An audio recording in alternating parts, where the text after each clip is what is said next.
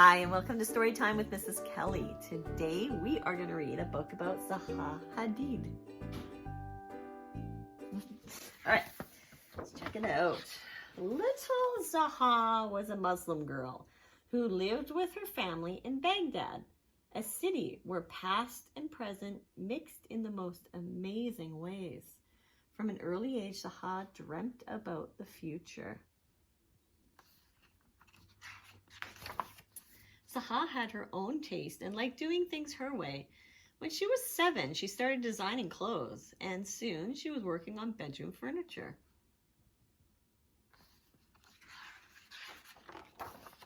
Zaha attended a prestigious Catholic school where children of all religions were welcome. Her favorite classes were math and art. One summer, Zaha and her family traveled to Rome. There, she discovered that the walls and ceilings of museums were works of art too, just like the statues and paintings they held. When she was old enough, Zaha went to boarding school in Switzerland, where everyone learned to ski, but she preferred to stay in her room, drawing floating spaces that no one had seen before.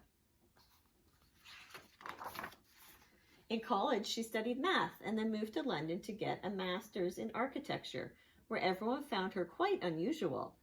Zaha's ideas were new, and she amazed her teachers with building designs that were not squares or rectangles, but curved shapes. When she graduated, Zaha remained at the school as a teacher. She challenged her students to be curious about forms and materials, just like the great architect Oscar Niemeyer. She had to wait 10 long years until the first of her buildings was completed. It was a fire station made of heavy concrete that looked as light as a paper bird.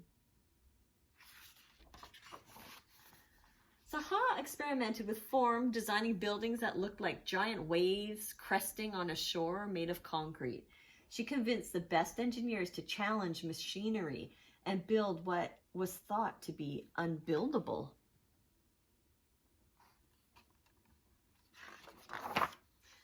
From Beirut to Beijing, Zaha's curvy buildings changed the skylines of cities forever, creating her own map of what the future might look like.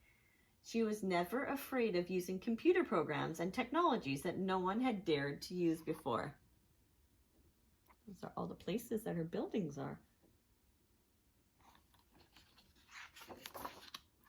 She changed the way that people thought about women, especially an Arab woman, in an industry run by men. Zaha brought a sense of femininity to the architecture world. Her colleagues called her the Queen of Curve.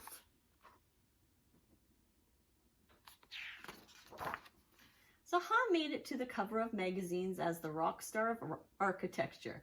She was the first woman and the first Muslim to be awarded the Pritzker Prize. Oh, that's hard to say.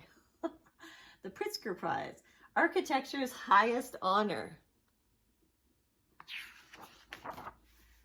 And little Zaha, the Queen of Curve, became one of the most successful architects of her time, a true pioneer who dreamt of the future and dared to build the impossible.